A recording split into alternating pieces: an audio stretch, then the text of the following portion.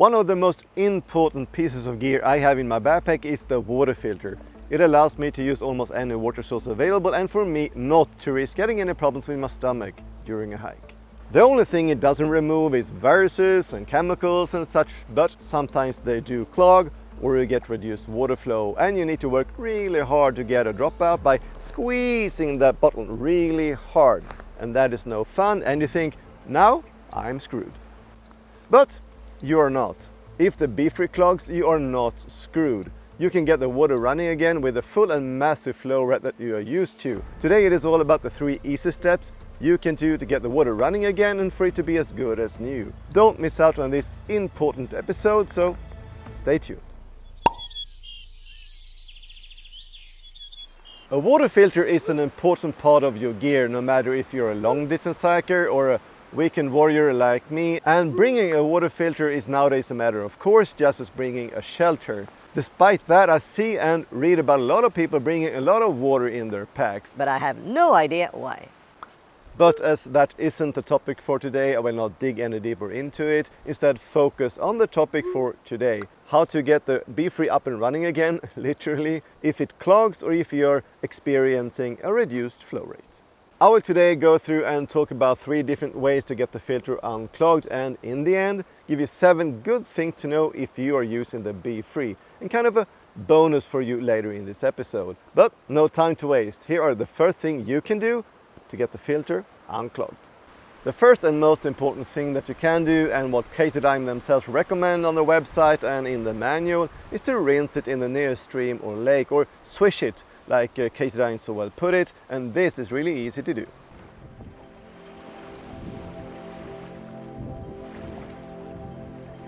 This little exercise you should perform, if not after every time used, at least once in a while, as a standard practice to keep the filter going, and this could also help if you experience clogging.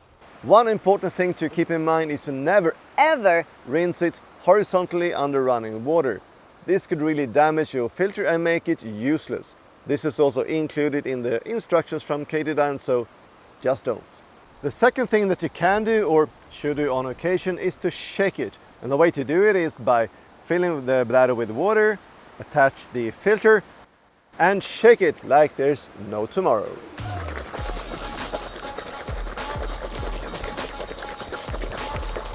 Okay, if the switch operation wasn't enough, this will do the job most of the time. If not, proceed to step number 3.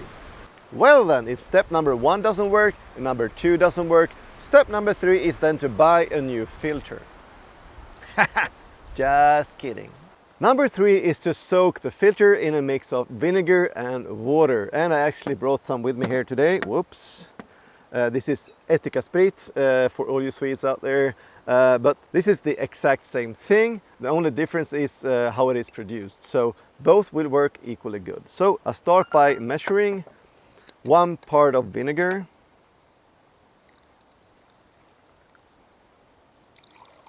and then 2 parts of water. 1,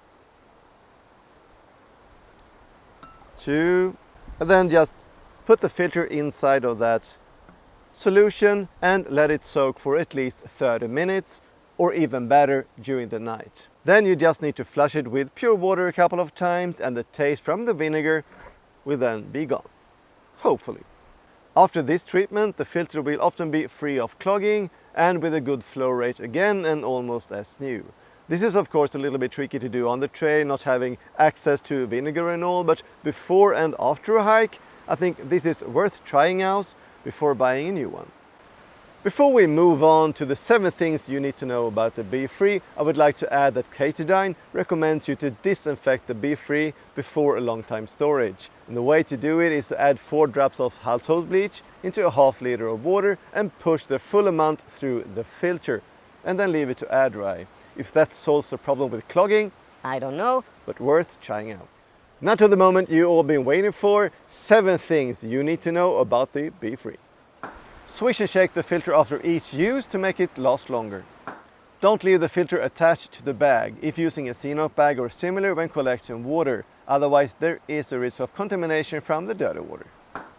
I know now that it is said that the BeFree is okay if it freezes, but I'm not 100% convinced. So if there's a risk for colder temperatures, store it inside your sleeping bag during the night, or there is a risk for it to be damaged. I might be wrong, but better safe than sorry. The filter does not remove the color nor the taste, and I personally don't find that to be any problems. But if you find that less attractive, choose one with activated carbon attachment instead, like the Hydrobrew filter that has this option to use with or without activated carbon. Worth checking out. Number 5 is that you can't use this filter for salt water and make that drinkable. This is not obvious for everyone, so I wanted to make it all clear. If hiking near the coastline, see to it to plan ahead regarding the fresh water supply or bring a lot of extra. As far as I know, there is no portable device or portable filter that can turn salt water into fresh water, but I might be wrong here, so please correct me if I am. And also, by leaving a comment, leave a link to the gear that you are suggesting, if there is such a gear. Number 6 is to clean and maintain the filter properly and follow Katodine's recommendations for long-time storage to prevent mold and bacteria growing inside the filter.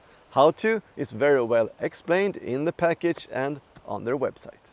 The final number 7 is before you use the filter again after long-time storage, you're supposed to flush it through a couple of times, but before you do that, I normally let it rest in lukewarm water for about 5 to 10 minutes before I do that.